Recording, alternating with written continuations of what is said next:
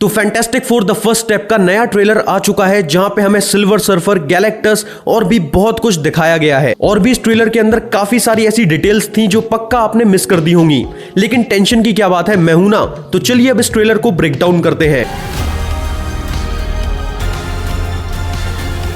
तो सबसे पहले इस सीन में जब कुछ बच्चे द थिंग को वो कार उठाने के लिए कहते हैं, तो पीछे बैकग्राउंड में तुम देख सकते हो कि यहाँ पे एक स्ट्रीट का नाम लिखा हुआ है जो कि है येंसन स्ट्रीट। और कॉमिक्स में बेन ग्रिम अपने बचपन में इसी स्ट्रीट के अंदर रहता था, यानी कि बेसिकली ये उसका मोहल्ला है। और इसी बैकग्राउंड में दूसरी साइड तुम देख सकते हो स्टेनली सर्विस सेंटर, जो कि किसका रेफरेंस है ये तो तुम जानते ही हो। लेकिन इस ट्रेलर की जो सबसे खास बात है कि बेन ग्रिम काफी ज्यादा अपनी पावर्स के साथ खुश है, लोग उसको एक्सेप्ट कर रहे हैं एज अ हीरो। वरना फैंटास्टिक फोर की बाकी मूवीज के अंदर बेन ग्रिम यानी कि द थिंग एक बहुत ही डिप्रेस्ड सुपर हीरो था। ऑल्सो तुम यहाँ देख सकते हो बैक्स्टर बिल्डिंग का रिफ्लेक्शन, जो कि फैंटास्टिक फोर का हेडक्वार्टर है। सबसे ज्यादा अच्छा मुझे इस पूरे ट्रेलर के अंदर हर्बी लगा, स्पेशली उसकी वो दो आंखें कितनी ज्यादा अच्छी है ना। यहाँ पे सेल्स के ऊपर तुम्हें एक सिग्नेचर दिख रहा होगा जो कि है कैप्लिन्स का। अब हो सकता है कि ये एक रेफरेंस हो बिली कैप्लिन, जो कि स्कारलेट विच का बेटा है, उसका, या फिर हो सकता है कि ये इसी मूवी के राइटर जेफ कैप्लिन का रेफरेंस हो। तुम्हें क्या लगता है मुझे कमेंट करके बताओ। इसके बाद हम काफी सारे लोगों को फैंटास्टिक फोर की टीम को थैंक यू बोलते हुए देखते हैं, जैसा कि हमने फर्स्ट एवेंजर मूवी के लास्ट में भी लोगों को एवेंजर्स को थैंक यू बोलते हुए देखा था। इसके बाद हमें जॉनी दिखाया जाता है जो कि लकी चार्म का एक पूरा पैकेट उठा लेता है,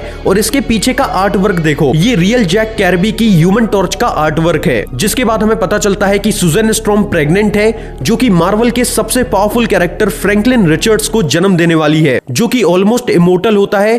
कॉमिक्स में तो इसने अपना एक खुद का मल्टीवर्स ही क्रिएट कर दिया था, जहां पे पूरी फैंटास्टिक फोर की टीम एक साथ घूमती थी। फ्रैंकलिन रिचर्ड्स की एक सिस्टर भी होती है वेलेरिया, जो कि बिल्कुल अपने फादर रीड रिचर्ड्स की तरह एकदम जीनियस होती है। लेकिन यहाँ पे जॉनी सुजैन से कहता है कि तुम बेस्ट मदर बनोगी, लेकिन वो रीड से कहता है तुम इस दुनिया की बेस्ट मॉम बनोगी और तुम बनोगे दुनिया के सबसे बेस्ट डैड। जोक है, तुम्हारे पास की बात नहीं है। और यहाँ पे इसका रीजन ये है कि रीड बहुत ही ज्यादा बिजी रहता है और वो कभी अपनी फैमिली को सही से टाइम नहीं दे पाता, और इसीलिए उसको एज अ फादर काफी ज्यादा प्रॉब्लम आती है। और इसीलिए सुजैन भी उससे कहती है कुछ भी नहीं बदलेगा।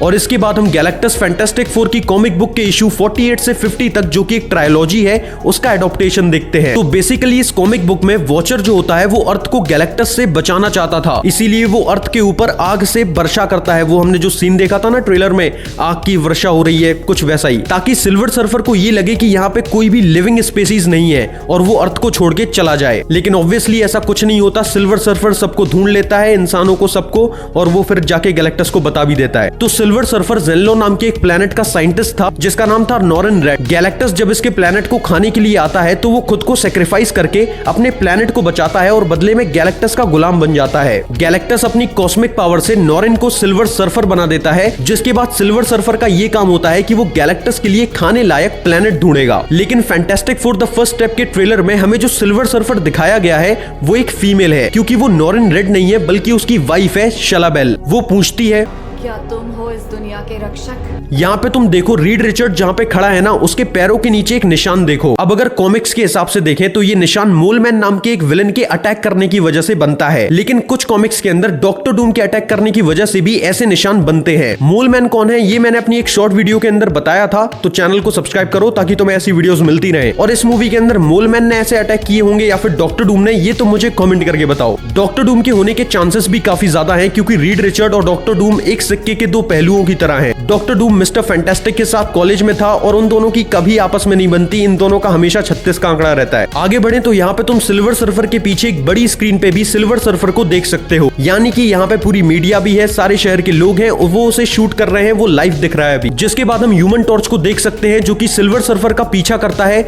लेकिन स्पेस में जाते ही उसकी बैटरी लो हो जाती है क्योंकि वहां पे ऑक्सीजन नहीं है। जिसके बाद हम रीड रिचर्ड्स को ये कहते हुए सुनते हैं सब मेरी गलती है, स्पेस के बाहर जाने की कोशिश की और उन्हें पता चल गया। यानी अपने स्पेस मिशन के दौरान पक्का इनसे कोई कांड हुआ है, क्योंकि द एवेंजर्स मूवी में थॉर ने भी शील्ड को ऐसी ही चीजों के बारे में वार्न किया था। तो हो सकता है कि ये किसी मल्टीवर्स के बैरियर की बात कर रहे हो और गैलेक्टस जो अभी तक केवल प्लैनेट्स को खाता था वो अब मल्टीवर्स को खाने आ रहा हो। और क्योंकि मार्वल में अभी मल्टीवर्स सागा चल रहा है तो इस चीज की पॉसिबिलिटीज बहुत हाई है। जिसके बाद अगले सीन में हमें एक स्पेसशिप दिखती है जिसके पीछे तुम देख सकते हो एक प्लैनेट है जो कि डिस्ट्रॉय हो रहा है, और ऐसा एक कॉमिक में भी हुआ है। तो आई थिंक ये उसी कॉमिक से अडेप्ट कर रहे हैं। तो उस कॉमिक में रीड रिचर्ड मल्टीवर्स के अंदर ट्रैवल करने के लिए एक टाइम मशीन बनाता है, क्योंकि उसे लगता है कि गैलेक्टस से लड़ने के लिए उनकी पावर्स काफी कम है। जिसके बाद वो लोग पास्ट में ट्रैवल करते हैं और ये देखते हैं कि गैलेक्टस कहां से आया है, उसकी पावर्स क्या क्या है, वो क्या क्या कर चुका है और उसे रोका कैसे जा सकता है। और मुझे लगता है कि जब ये पास्ट में ट्रैवल कर रहे होंगे तो गैलेक्टस इनको दिख गया होगा जहां पे वो इस प्लेनेट को खा रहा होगा। तो ये वही एक प्लेनेट होगा जिसको गैलेक्टस खा रहा होगा, वही डिस्ट्रॉय होता हुआ दिखा दिया। ट्रेलर के सबसे लास्ट वाले सीन में गैलेक्टस को हमें अर्थ पे चलते हुए दिखाया जाता है, जिसका मतलब यही है कि फैंटास्टिक फोर की टीम ने सिल्वर सर्फर को हरा दिया होगा, तभी गैलेक्टस खुद पर्सनली इनसे निपटने के लिए आया है। वेल, तुम्हें fantastic four the first step का ट्रेलर कैसा लगा मुझे कमेंट करके बताओ, और चैनल को सब्सक्राइब करना बिल्कुल मत भूलना, क्योंकि अब इसके ऊपर मैं काफी सारी वीडियोस लाने वाला हूं जो कि काफी कॉमिक एक्यूरेट होंगी और तुम्हें मार्वल का ज्ञान भर भर के देंगी। तो चलिए मिलते हैं फिर किसी दूसरी वीडियो में, तब तक के लिए